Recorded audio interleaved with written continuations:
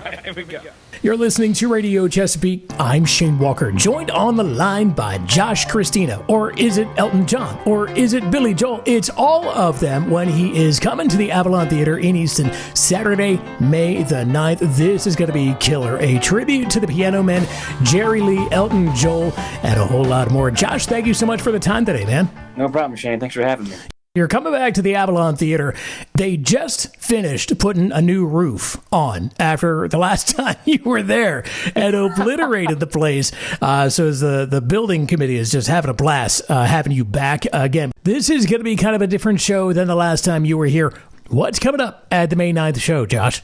Yeah, there's been a few, I've been involved in a few projects over the years. I had an Elton John tribute for a while with a guy named Gary Granger that we put together. And then I've done a lot of the 50s, just straight Jerry Lee stuff. And but this new kind of project is a 6-piece band, so guitar, bass, drums, 2 backup singers, me, of course. But it's kind of a wide range of all the piano rock and roll legends. So we do some Jerry Lee, some Little Richards and Ray Charles, some Billy Joel, some Elton John, some Bruce Hornsby even.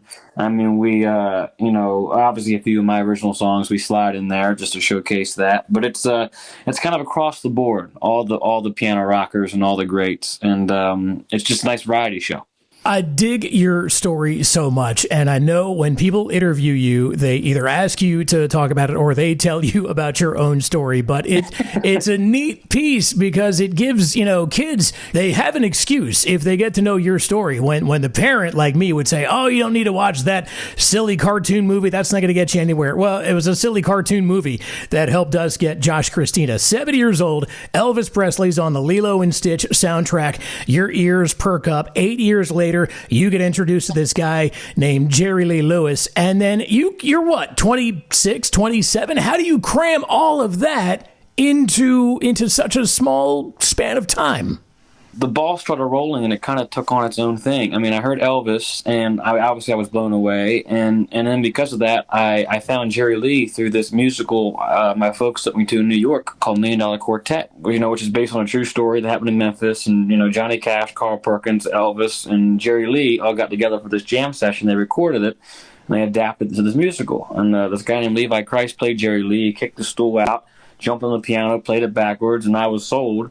And then I heard Chuck Berry because of that, because I was more into rock and roll, and Chuck was, probably one of the greatest songwriters of all time, so I wanted to start writing. And then I got into Elton John later on. It just was kind of a natural progression that kind of got me to where I'm at, and with one artist, I might find another artist, and that would be another artist, and kind of like, a pool game of music, so to speak, I guess you could say.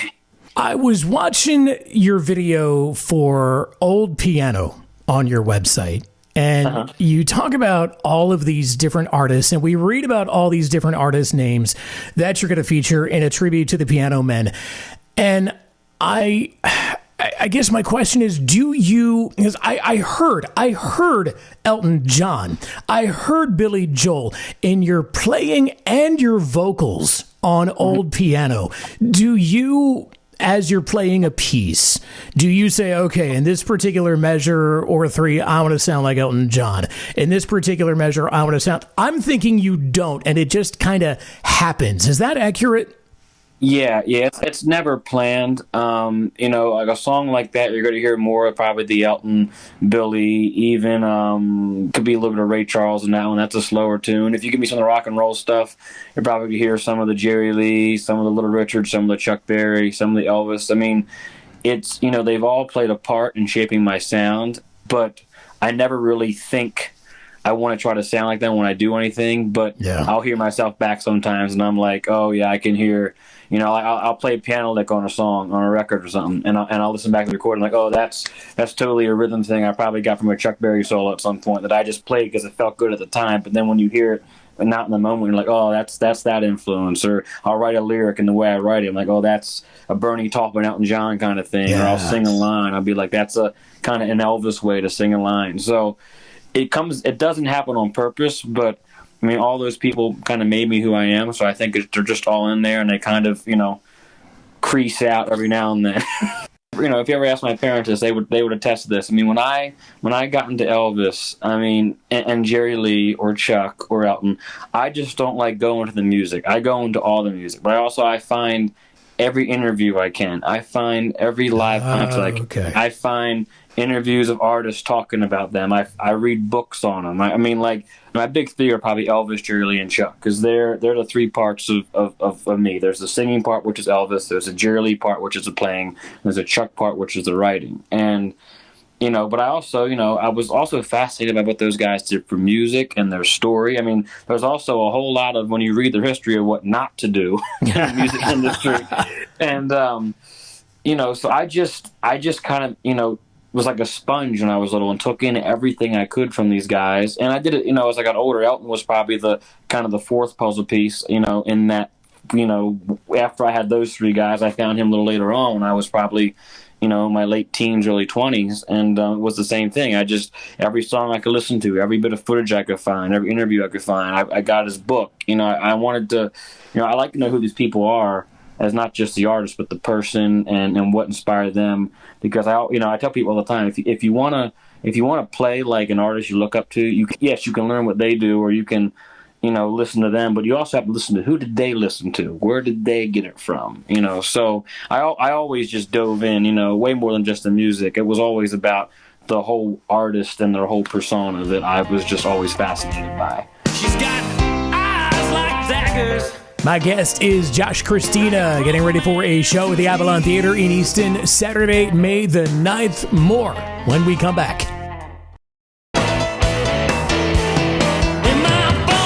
Josh Christina is my guest today. He is getting ready to come to the Avalon Theater in Easton, Saturday, May 9th, playing a tribute to the Piano Men, Jerry Lee, Elton, Joel, and more. 7 o'clock showtime. Every time you and I talk, I really like to ask you to share what it is that a cat named Daryl Davis has said about you and how it makes you feel. Well, Daryl, I mean, there's a lot of levels to Daryl. I mean, there's what Daryl does, in the social side of things, his involvement as a black man, infiltrating the Ku Klux Klan and getting these people to leave and just showing how ridiculous their ideology is. That's one whole side of Daryl. Yes. But then there's the whole musical side of Daryl, which is, I mean, he's a boogie woogie rock and piano player, and he for 32 years he played piano for the father of rock and roll, Chuck Berry, and he was on the road with Chuck, and about the early 80s he started working with him, and about that time the four surviving fathers of rock and roll were Chuck, Little Richard, Fats, Domino, and Jerry Lee. So he would tour with these guys, and he's been around them, and just like me, he knows all the history you can about these guys, and we're great friends, and he's extremely complimentary to me, and it means so much. I tell Daryl all the time, I just do what I do, and but perhaps when we do shows together and stuff, and he makes these compliments and stuff, it's always so kind. I'm always very humbled by it, because I always look at myself as just someone that loves what they do, and I'm having a good time doing it. But when someone like him does a show and they say that kind of stuff, calling somebody the future of rock and roll, as he calls it, it means a lot to me. I dig how humble you are, man. It's very, very cool. You don't always see that in a really successful performer and artist such as yourself. So I dig that. What would you tell a young person today? I mean, you're still a young person, but what would you tell a really young person today who is maybe thinking about dabbling a little bit into music with a little bit of an interest to it? I think there's kind of three levels of becoming it. There's the inspiration part, then there's the emulation part, and then there's the innovation part. And I think that you have to find that inspiration first. So even if it's, when I was a kid, my parents tried me in guitar lessons. They tried me in bass lessons. Actually, when I was 7, they even tried me in piano lessons, and I hated it all. I didn't go back to piano. Yeah, I didn't go back to piano until I was 15, and I heard Jerry Lee, because I just, that was my trigger.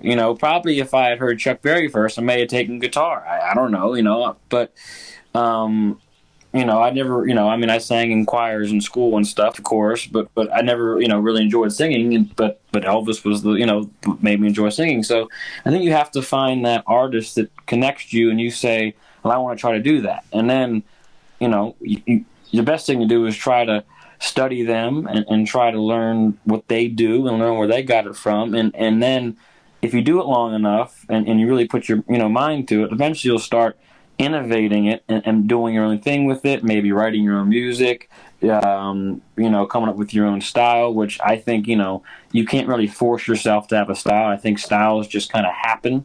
You just kind of start playing or performing or whatever, and you just eventually, start landing on things that you like to do and the way you like to do them, and that becomes your styles. But I think you need that. You need that inspiration first. You need some artist, that makes you say, okay, I want to do that. I want to be that guy. And then from there, just kind of, for me anyway, the door opened up, and I have a career now in music. Your album UFOs Over Phoenix is out now. Where can we find that record, Josh? You can stream it on all the streaming stuff, Spotify, Apple Music, YouTube Music, all those. But you can also buy it on actual vinyl. I love that. Yes. Yeah, we didn't do any CDs this time because CDs no one's buying them. But the vinyl records are back. I mean, vinyl records people are loving vinyl again. I have a vinyl collection. I have a bunch of friends with vinyl collections. One of my best friend's wife, she has every Taylor Swift album on vinyl. Who would ever think that would be a thing? But she does. The vinyl is back. So we did it on vinyl, and it came out great. It's one of my favorite projects to date. I had it wrote for 5 years. It was just, the binder of the lyrics and music was sitting on my piano bench, and finally, about a year and a half ago, we recorded it, and I did it right here, not far from home with my band. I didn't do anything in Nashville and Memphis this time with pickup guys. It was all my band, my guys, and it came out great. I'm super happy with it. We are super happy to have you coming back to the Midshore Saturday, May 9th, a tribute to the Piano Men, Jerry Lee, Elton, Joel, and more with Josh Christina and his band. 7 o'clock showtime at the Avalon Theater in Easton. Tickets at avalonfoundation.org. Always a great time when Josh Christina brings down the house. Man, thank you so much for the time. I really appreciate it. No problem. Thank you, Shane. Thanks for having me.